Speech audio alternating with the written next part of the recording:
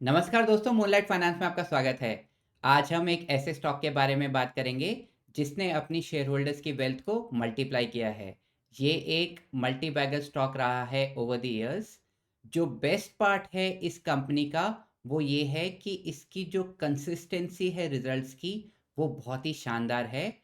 अभी जैसे chemical sector में बहुत सारी हेडविंड्स चल रही हैं, उसके बावजूद कंपनी ने क्वार्टर 3 में भी बहुत ही शानदार रिजल्ट्स पेश करे हैं। आने वाले समय में भी ऐसा लग रहा है कंपनी अपनी कंसिस्टेंट ग्रोथ को कंटिन्यू रख सकती है। आइए देखते हैं पूरे डिटेल्स और देखते हैं कि क्या ये सही समय हो सकता है इस स्टॉक को खरीदने का। चलिए चर्चा शुरू करते हैं।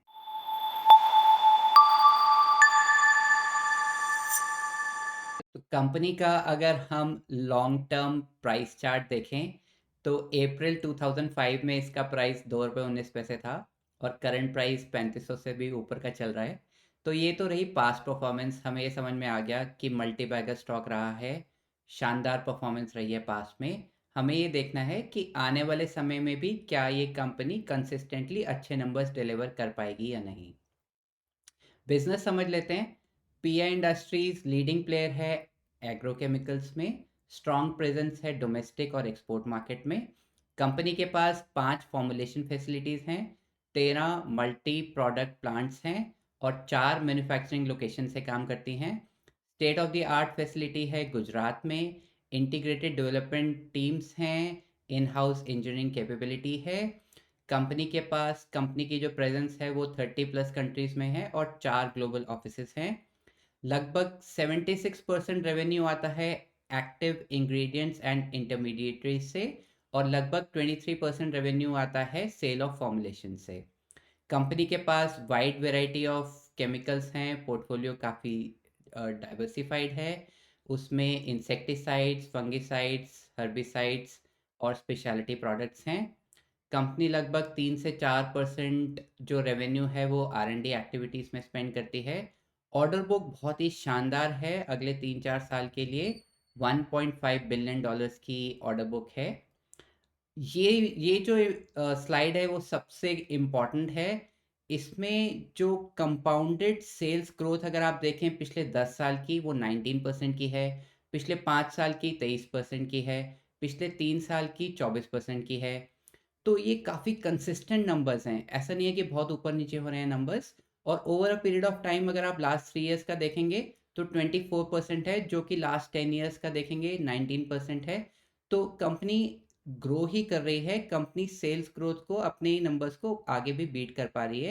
हालांकि 19% CAGR सेल्स ग्रोथ भी कोई बुरा नंबर नहीं है, बट इसको भी कंपनी ने ओवर द इयर्स इम्प्रूव किया है। कंपाउंडेड प्रॉफिट ग्रोथ में भी देखेंगे तो कंसिस्टेंसी नज़र आएगी।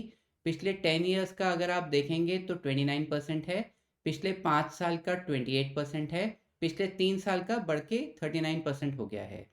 स्टॉक प्राइस की मूवमेंट देखेंगे तो वो 30, 31, 32% आपको 10 ईयर CAGR में 31% और 5 ईयर CAGR में 32%, बट लास्ट 3 ईयर CAGR में 17% का रिटर्न दिया है। तो इससे ये पता चल रहा है कि नियर टर्म में स्टॉक प्राइस उतना नहीं बढ़ा है। हालांकि जो परफॉर्मेंस है ओवरऑल कंपाउंडेड प्रॉफिट ग्रोथ की और कंपाउंडेड सेल्स ग्रोथ की वो लगातार बढ़ रही है, लगातार कंसिस्टेंट है। स्टॉक प्राइस उतनी स्पीड से नहीं बढ़ा है नियर टर्म में। तो आगे देखेंगे कि क्या इसमें कोई कंसर्न है, क्या इसमें कोई रिस्क है आने वाले समय में, या ये एक अपॉर्चुनिटी हो सकती है खरीदने के लिए, उसको हम आगे डिस्कस करेंगे। ROE का नंबर भी देखेंगे तो वो भी काफ़ी कंसिस्टेंट है 18 to 20% की रेंज में। अब प्रॉफिट एंड लॉस के नंबर्स देख लेते हैं ओवर द इयर्स। जो मेन पॉइंट मैं इसमें हाईलाइट करना चाहता हूँ वो ये है कि इसकी कंसिस्टेंसी है। आप देखिए मार्च 2012 में 879 करोड़ सेल्स का नंबर, मार्च 2013 में 1151, उसके बाद 1596, उसके बाद 1940। तो धीरे धीरे बढ़ते बढ़ते एक कंसिस्टेंट पेस से बढ़ रहा है और लगातार बढ़ रहा है। ऐसा नहीं है कि कंपनी के रिजल्ट बहुत ऊपर नीचे हो रहे हैं। ऑपरेटिंग प्रॉफिट मार्जिन्स भी देख लीजिए, काफ़ी कंसिस्टेंट हैं, लगातार बढ़ रहे हैं, अभी 26% तक पहुंच गए हैं। प्रॉफिट आफ्टर टैक्स का नंबर अगर आप नेट प्रॉफिट का नंबर देखेंगे तो वो 104 से बढ़ते बढ़ते 1593 तक पहुंच गया है। ईपीएस का नंबर भी देखिए, वो मतलब 10 टाइम से भी ज़्यादा हो गया है over a period of last 10 years. Basic hygiene numbers देख लेते हैं। स्टॉक का पी 34 है, अपनी ट्रेडिशनल जो पी ये डिज़र्व करता है या कमांड करता है उससे कम ही है। आरओसी और आरओई का नंबर 21.7 और 18.5% स्टेबल है, काफ़ी अच्छा है। डेट नहीं है कंपनी के पास, डेट टू इक्विटी 0.02 ही है। प्रॉफिट ग्रोथ का नंबर बहुत ही शानदार है। तो बेसिक हाइजीन नंबर्स किसी भी एंगल से अगर आप इसको देखेंगे तो बहुत ही अच्छे नज़र आ रहे हैं, वैल्यूएशंस भी रीजनेबल नज़र आ रही हैं। ग्रोथ मोमेंटम अगर हम नियर टर्म में देखें तो क्वार्टर 3 में अगर आप देखेंगे तो रेवेन्यू का ग्रोथ 18% रहा है, एबिटा का ग्रोथ 34% रहा है, पैट का ग्रोथ 28% रहा है। अगर आप 9 मंथ का देखेंगे तो उसमें भी रेवेन्यू का नंबर 20% है, एबिटा का नंबर 31% है, पैट का नंबर 38% है। तो जो ग्रोथ है काफ़ी अच्छी है, काफ़ी कंसिस्टेंट है, और अभी काफ़ी हेडविंड्स हैं केमिकल सेक्टर में, उसके बावजूद कंपनी ने इस तरह के नंबर्स डिलीवर करे हैं। तो ये बहुत ही शानदार एस्पेक्ट है, बहुत ही अच्छी बात है। रेवेन्यू ग्रोथ को और डिटेल में देख लेते हैं। अगर आप एक्सपोर्ट्स वर्सेस एक्सपोर्ट्स को देखेंगे तो 23% का ग्रोथ है इस क्वार्टर में, अगर आप इसको क्वार्टर 3 FY23 से कंपेयर करेंगे।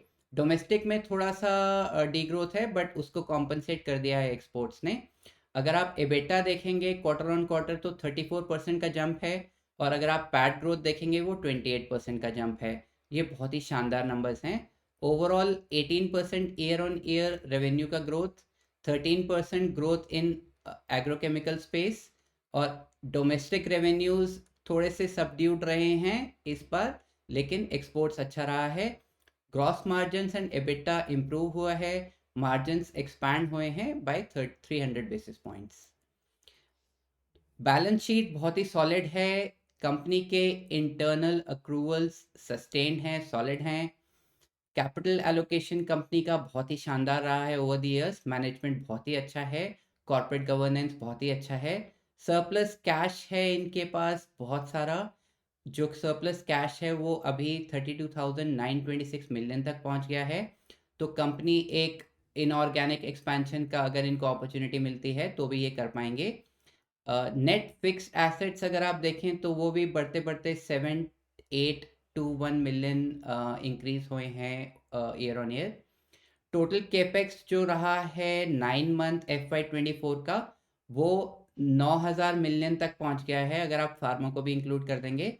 अगर आप उसको इंक्लूड नहीं करते हैं तो 4029 मिलियन तक का कैपेक्स रहा है। तो कंपनी लगातार कैपेक्स भी करती रहती है अपनी ग्रोथ मोमेंटम को मेंटेन करने के लिए। कंपनी के की रिस्क देख लेते हैं। अगर ग्लोबल रिसेशनरी एनवायरनमेंट आता है तो इनके एक्सपोर्ट्स में इम्पैक्ट आ सकता है। Impact of El Nino on Indian agriculture इनके बिजनेस को और इनकी डिमांड को इम्पैक्ट कर सकता है।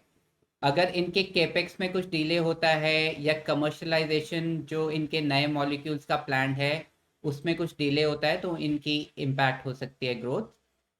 अभी जो है इन्वेंट्री लेवल्स अगर आप देखें रॉ क्रॉप के और एग्री केम प्रोडक्ट्स के, वो हाई हैं, और वो आने वाले टाइम में भी थोड़े एलिवेटेड रह सकते हैं। इनकी एक काफ़ी डिपेंडेंसी है पायरोक्सा सल्फोन पे, और ये ऑफ पेटेंट हो गया है कुछ मार्केट्स में। और चाइना की एक बड़ी कंपनी है रेनबो एग्रो, उन्होंने एक बहुत बड़ा केपेक्स लार्ज प्रोडक्शन अनाउंस किया है पायरोक्सा सल्फोन में। रेड सी का क्राइसिस अगर कंटिन्यूड रहता है तो भी इनका बिजनेस इम्पैक्ट हो सकता है। पीआई इंडस्ट्रीज का एक बड़ा क्लाइंट है कुमाया केमिकल्स, और इस कंपनी ने आने वाले समय के लिए अपना ग्रोथ आउटलुक काफ़ी वीक दिया है, तो इससे भी कंपनी का बिजनेस इम्पैक्ट हो सकता है। अगर आप ब्रोकरेज रिपोर्ट्स देखें तो ब्रोकरेजेस काफ़ी बुलिश हैं इस स्टॉक पे। निर्मल बैंक का जो टारगेट है वो 3994 का है। मोतीलाल ओसवाल का टारगेट 4350 का है। एक्सिस सिक्योरिटीज का जो टारगेट है वो 4200 का है। तो अगर आप करंट मार्केट प्राइस से देखें तो एक सब्सटैंशियल जंप ये ब्रोकरेजेस देख रहे हैं स्टॉक प्राइस में। अगर आप पी देखें हिस्टोरिकली तो जो मीडियन पी रहा है कंपनी का वो अप्रॉक्सीमेटली 47 का रहा है, लेकिन आप अभी का नंबर देखें वो अप्रॉक्सीमेटली 35 का है। तो ये कंपनी अपनी जो हिस्टोरिक वैल्यूएशंस कमांड करती रही है उससे कम पी पे चल रही है, तो अपनी हिस्टोरिक वैल्यूएशन से अंडर वैल्यूड मान सकते हैं। इससे पहले मेरे व्यू पे आए, वीडियो को लाइक कर दीजिए, शेयर कर दीजिए। अगर चैनल में नए हैं तो चैनल को सब्सक्राइब कर दीजिए। हम जो भी डिस्कशन कर रहे हैं सिर्फ एजुकेशनल पर्पसेस के लिए है। अगर आप कोई इन्वेस्टमेंट डिसीजन लेना चाहते हैं अपने एडवाइज़र से कंसल्ट करके अपना ड्यू डिलिजेंस करके लीजिएगा। मेरे व्यू से एक मल्टी बैगर स्टॉक रहा है, परफॉर्मेंस काफ़ी कंसिस्टेंट रही है। अगर आप बाकी केमिकल कंपनीज को देखें तो परफॉर्मेंस अच्छी नहीं है, बाकी केमिकल कंपनीज की काफ़ी हेडविंड्स चल रही हैं, बट पीआई इंडस्ट्रीज ने रेजिलियंस को डेमोन्स्ट्रेट किया है और परफॉर्मेंस काफ़ी अच्छी रही है, कंसिस्टेंट रही है परफॉर्मेंस। इन्होंने अपनी गाइडेंस को मेंटेन किया है despite emerging competition. Company diversify कर रही है, इनकी जो डिपेंडेंसी है पायरोक्सा सल्फोन पे वो रिड्यूस हो जाएगी आने वाले समय में।